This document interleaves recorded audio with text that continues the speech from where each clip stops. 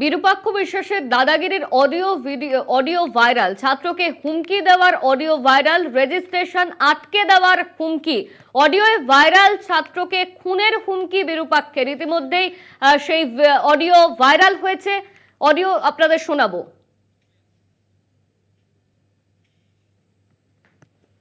হ্যাঁ বলুন। শুনতে পাচ্ছিস? শুনতে পাচ্ছি। ডাক্তার কবে হবি? মানে মানে তুই পাস কবে করবি? ইন্টার্নশিপ কবে তো? ইন্টার্নশিপ কমপ্লিট হবে মে মাসে। মে মাসে? তার যদি সার্টিফিকেট না পাস তাহলে কি হবে? কেন? করবি তো 10 বার করে মেডিকেল কাউন্সিলে? কেন নির্পক্ষতা বলছি যে চন্দ্রমণি ঝাড় নাম শুনেছিস? ওটা আপনি দিয়েছিলাম 1 বছর পরে কি গেছে? ওটা আপনি দিয়ে গেলে আমি তো কিছু করিনি দাদা। কেন, কি হয়েছে? কিছু করিস বিএসএ করিস। আমার নাম বিরূপাক্ষ বিশ্বাস, না শুনেছিস? শুনিস কি? শুনবি কি শুনি সময় শুনবি। যখন যেদিন ঢুকে সবাইকে তাড়িয়ে দেবো মেন বস থেকে, সেদিন শুনবি, সেটা অন্য ব্যাপার। তুই বিএসএ করতে চাস কি করিস না করিস আমার ওগুলো নিয়ে কোনো মাথা ব্যথা নেই, ঠিক আছে? ভালো করে যা করার কর, কিন্তু কলেজের বাইরে কর, 1 নম্বর। দ্বিতীয়ত তুই যদি কথা না শুনবিস, আমি তোকে 2 বার ফোন করবো, আমি কাউকে 2 বার ফোন করি না। তো আমি কে সেটা তো প্রিন্সিপালকে গিয়ে জিজ্ঞাসা করে নিবি। প্রিন্সিপাল আছে, ডিন আছে, আর কে কে আছে তোর কলেজে জিজ্ঞাসা করে নিস।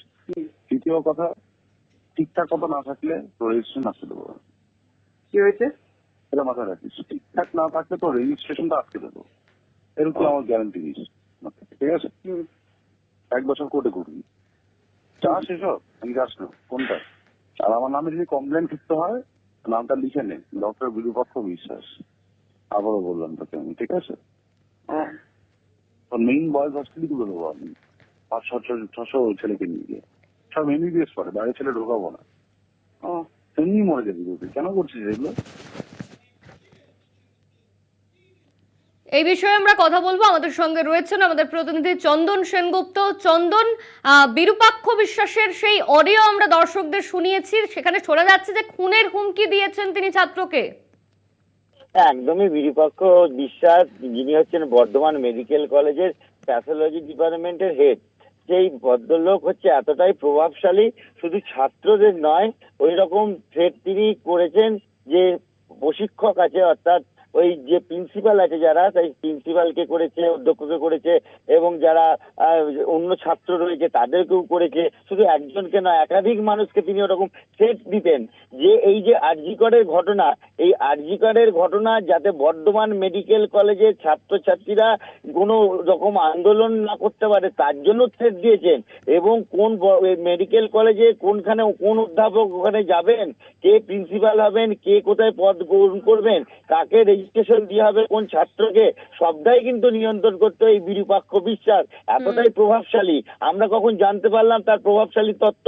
যখন আমরা দেখলাম দিন 5 আগে, যখন লাল জামা নীল জামা তত্ত্ব উঠে এলো মেডিকেল কলেজের ওই ঘটনার পরের দিন, যে ফুটেজ ভাইরাল হলো, সেই ফুটেজ থেকে দেখা গেল ওই দিন রাত্রিবেলায় ওই ঘটনার পর বিরূপাক্ষ বিশ্বাস এবং অভিক দে, এই বর্ধমানে এই দুজনাই কিন্তু ওইখানে উপস্থিত ছিল।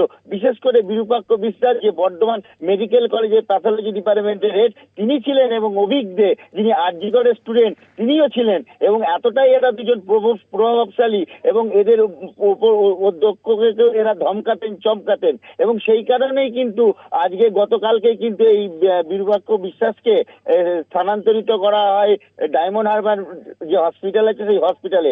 ইতিমধ্যেই আমরা সকাল থেকে দেখতে পেলাম বেলা 12টা থেকে এই হাসপাতালের সামনে কিন্তু বিক্ষোভ হচ্ছে। বিরূপাক্ষ বিশ্বাস, তাকে কিন্তু এখানে নেওয়া যাবে না কাজে, তারই আন্দোলনে নেমেছে ডায়মন্ড হারবারে, এই ছবিটা আমরা দেখতে পেলাম। অতএব এক কথায় বলা যায় অনন্যায়, বিরূপাক্ষ বিশ্বাস হচ্ছে এমন একটি প্রভাবশালী ব্যক্তি, যার কথায় ওঠেন বসেন স্বাস্থ্য দপ্তরের বিভিন্ন অধিকর্তারা।